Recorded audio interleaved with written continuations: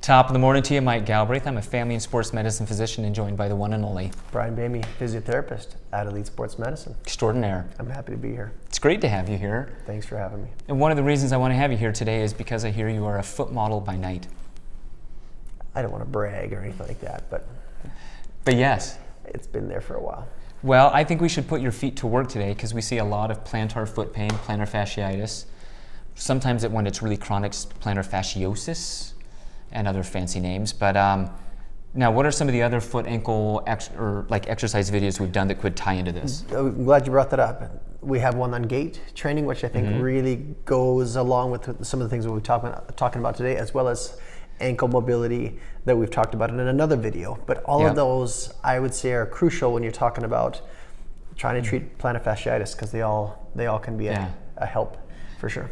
So we're going to talk about specifically strengthening exercises, but I agree. I think if we just strengthen it and don't have proper mechanics and mobility, you're only going to get suboptimal results, right? Yeah. So one of the most common strengthening exercises, believe it or not, is using a towel, or in our clinic, this is a raggedy old pillowcase. So forgive us, but we're going to have Brian's beautiful feet up here, and you can see the foot model. So this intrinsic muscle, it's kind of a weird exercise. Intrinsic, we mean the tiny muscles on the foot, the arch, and I want you to show them how you grip. Oh, yeah. Man, those are man feet. Yes, strong. Ooh, wait, I gotta be Sorry, careful buddy, here. Sorry, okay. Get a little too excited. I'm trying not to get too close to the feet. So notice he's gripping with his toes, he's trying to pull up. It's very awkward. For most people, this is not a natural movement. A little tired. I worked out this morning. Yeah, I can tell. So a lot of people try this maybe 10 times. So do 10 reps, right? And believe it or not, you actually can kind of get tired in the feet. And if you want to do this, you can do the other foot for fun. Other than this, some people will use even marbles. People will pick up marbles with their toes, pick them up and put them off. I don't recommend playing with the marbles if you've been using with your feet, but unless you're a foot model. That's true. Good point. I wonder if we can find a lacrosse ball to go over some other exercises for the feet. Let's see. I bet we can.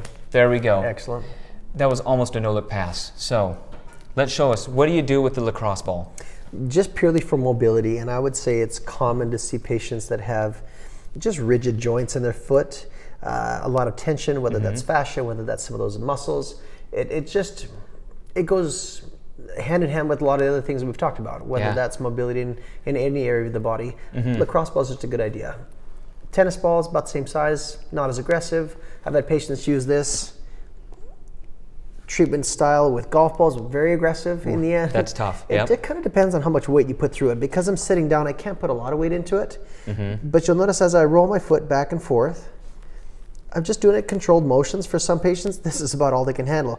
You'll even notice as I come over here, it kind of curls my toes a little bit, just because it just puts some of that tension on those tendons and ligaments and muscles in those areas, which I expect to see that. And I hope that I can get the bones and the muscles around that lacrosse ball to kind of splay or to open and widen the foot a little bit. At least that's part of the idea. So part of the idea is not only just stretch all that tissue underneath your foot, but you really want to work even on that splaying that arch, right?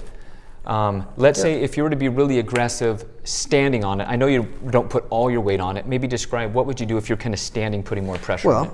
Let's do this. I just thought of this. If I come here and do like half kneeling, right off the bat, I'm putting more pressure into it, but still not full weight. So same idea as I come here, and for some patients, for balance issues, they might have their hands here or hands on a couch or something like that, but I'm just basically stable, but I can tell that difference. And you might not be able to see that from the camera, but it's making my foot really splay around the ball, especially when I get closer to my toes. But I can feel that difference. That's definitely more aggressive. But that's fine if it's aggressive, as long as it's still tolerable. Yeah. No, that's perfect. I think that's great. Ooh. One little key thing I'll say on this one, and we talk about this with one of the things that we talked about with gait or with some of the other videos, is making sure that when you do this exercise, your arch is not buckling in. Don't allow that arch as best you can to collapse. You know, and I think that's an important part that we'll mention in this video and other videos is we're trying to maintain that neutral arch to really appropriately fire the muscles that help support the arch in your foot. And I think that's how we have the best mechanics, right? It helps, yeah. So I think maybe to recap, ankle mobility, foot mobility, gait retraining, all of that biomechanics I think is a key part of this. doing some of this other strengthening mobility work will augment and help hopefully with plantar fasciitis. And yeah, I agree. And maybe someday we can have beautiful feet like Brian. Not everybody, but maybe. That's true. Hey, have a wonderful day. We'll talk to you later.